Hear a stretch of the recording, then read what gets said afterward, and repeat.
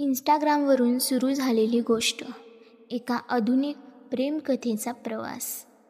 पुण्यात राहणाऱ्या आर्या आणि मुंबईत राहणाऱ्या विवेकची भेट झाली इंस्टाग्रामवर. आर्या एक साधी पण हुशार आणि मनमोकळी मुलगी. तिचं इंस्टाग्राम अकाउंट फोटोंनी भरलेलं होतं. कधी पुस्तक, कधी निसर्ग, कधी कॉफीचे कप आणि अधूनमधून तिच्या कविता.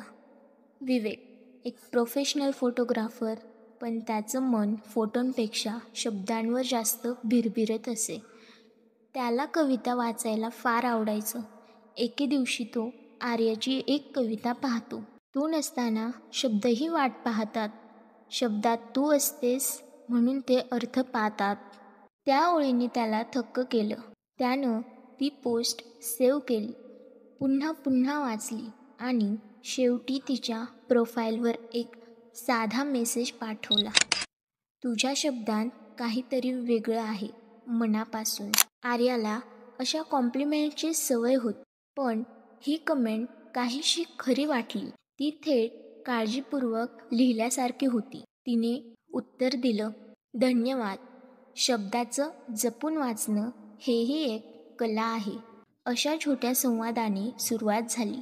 मग स्टोरीजवर रिप्लाय, रील्सवर कमेंट्स, एकमेकांचे पोस्ट शेअर करणं, हे सगळं अगदी सहज होत गेलं. आठवड्याभरातच त्यांचं नातं एक आभासी ओळखीच्या पलीकडे जाऊ लागलं. रात्रीच्या चॅट्समधून ते दोघं एकमेकांना खरं ओळखू लागले. आर्या आयुष्यात थोडी गंभीर होती. तिला स्थैर्य हवं होतं. तिचं स्वप्न होतं एखाद्याशी मनमोकळं बोलावं आणि त्याने नुसतं ऐकून न घेता समजून घ्यावं. विवेक त्या स्वप्नाच्या खूप जवळ होता. एक दिवस विवेकने विचारलं, कधी भेटायचं? आर्या थोडी गोंधळलेली होती. आभासी जगतात इतकं आपलं वाटणं म्हणजे प्रत्यक्ष भेटणं किती खरं ठरेल हे तिलाही ठाऊक नव्हतं, पण तिने हो म्हटलं. पहिली भेट. ते दोघं एकत्र पुण्याच्या एखाद्या कॅफेमध्ये भेटले. ओळखीचा तो पहिला क्षण. थोडा संकोच, थोडी उत्सुकता. आर्याने हलकंसं हास्य दिलं. तू खरंच फोटोसारखाच दिसतोस.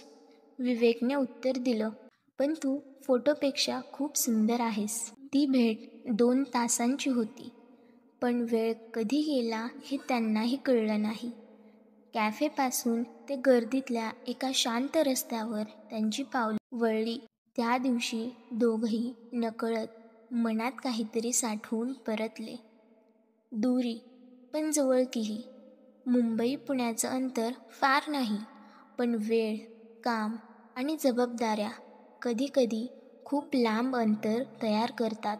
पण तरीही त्यांचा संवाद चालूच होता. कधी व्हिडिओ कॉल्स, कधी मांडलेली कविता, कधी एखादी अचानक स्टोरी. मिसिंग दिस ह्युमन. एकदा आर्या थोडीशी दुखावली होती. विवेकने तिच्या एखाद्या कवितेवर काहीच प्रतिक्रिया दिली नव्हती. ती कविता तिच्या आयुष्यातल्या एका कठीण क्षणावर आधारित होती. त्याचं दुर्लक्ष तिला खटकलं. ती म्हणाली, कधी वाटतं की तू वाचतोस पण समजत नाहीस. विवेक शांत झाला, पण त्या रात्री त्याने तिला एक कविता पाठवली. तुला समजणं म्हणजे स्वतःशी भिडणं. तू जे लिहिलं आहेस ते मी माझ्यात शोधतोय. आर्या गप्प झाली. तिच्या डोळ्यात पाणी आलं, पण मनात शांतता, प्रेमाची कबुली. एका पावसाळी संध्याकाळी जेव्हा आर्या मुंबईला आली होती, तेव्हा विवेकने तिला जुहूच्या समुद्रावर नेलं.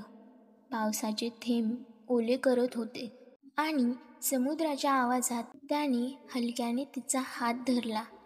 तुझ्या शब्दांमध्ये मी स्वतःला हरवायला शिकलो आहे. आता वाटतं आयुष्यभर तुझ्यासोबत असावं. कवितेहून जास्त खरं वाटणारं. आर्यानं काहीच उत्तर दिलं नाही, फक्त त्याच्या हातात आपला हात घट्ट पकडला. तेच उत्तर होतं. शेवटी इंस्टाग्रामवरून सुरू झालेली ही गोष्ट हळूहळू प्रत्यक्ष आयुष्याचा भाग बनत गेली. आभासी ओळखीतून तयार झालेलं नातं आता वास्तवात बहरायला लागलं. कधीतरी कुणीतरी विचारतं, ऑनलाईनमुळं खरं प्रेम कसं होऊ शकतं?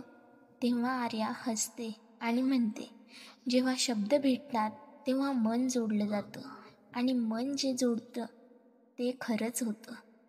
समाप्त.